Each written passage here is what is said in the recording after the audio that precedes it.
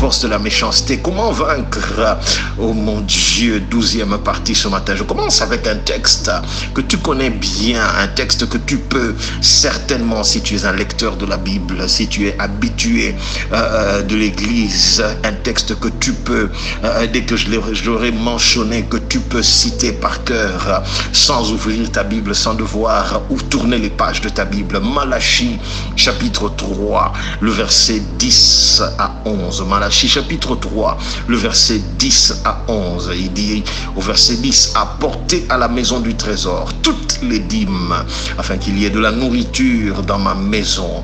Mettez-moi de la sorte à l'épreuve, dit l'Éternel des armées, et vous verrez, si je n'ouvre pas pour vous les écluses des cieux, si je ne répands pas sur vous la bénédiction en abondance. Verset 11, pour vous, je menacerai celui qui dévore, et il ne vous détruira pas les fruits de la terre, et la vigne ne sera pas stérile dans vos campagnes, dit l'Éternel des armées. Oh mon Dieu, aide-moi ce matin, aide-moi à être une source, un canal d'édification et surtout de bénédiction pour quelqu'un.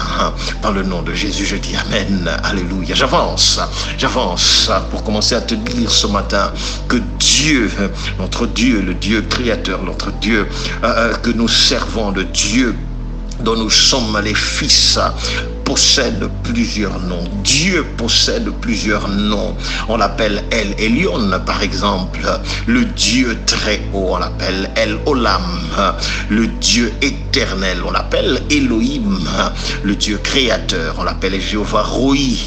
Le Seigneur est mon berger. On l'appelle Jéhovah Shalom, l'éternel, notre paix. On l'appelle Jéhovah Makadesh, le Seigneur qui nous sanctifie.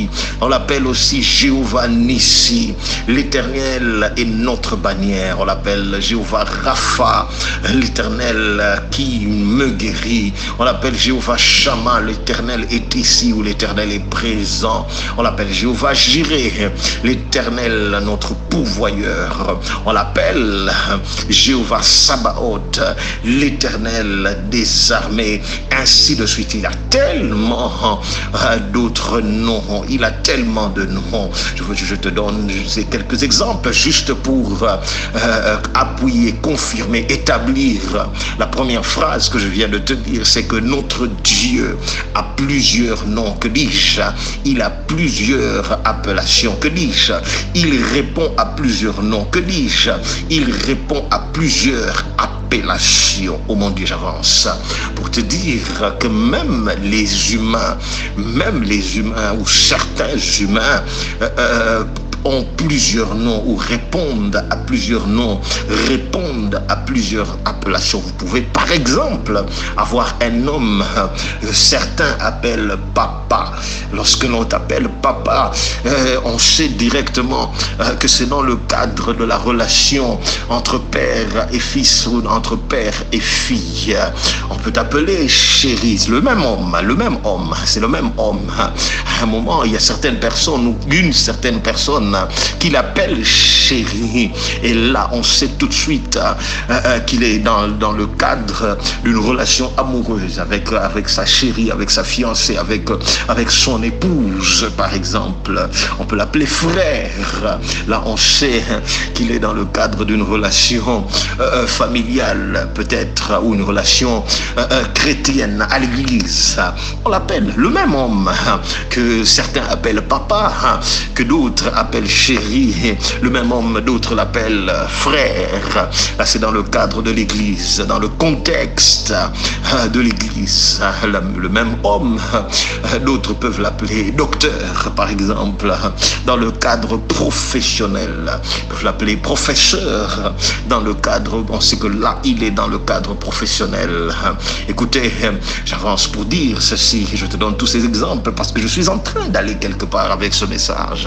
J'avance pour te dire ceci, le nom qu'on utilise pour appeler cet homme dont je viens de citer différentes appellations, dont je viens de citer différents noms, papa, chéri, frère, docteur ou professeur, le nom que l'on utilise pour l'appeler à un moment donné, à un instant donné, détermine ou définit, nous informe sur la casquette que la personne porte en ce moment-là. Lorsqu'on l'appelle papa, il est dans sa casquette de père, de géniteur. Lorsque l'on l'appelle chéri, il est dans un contexte relationnel, un contexte amoureux certainement avec sa chérie. Lorsque l'on l'appelle frère, il est dans le cadre, dans le contexte de l'église.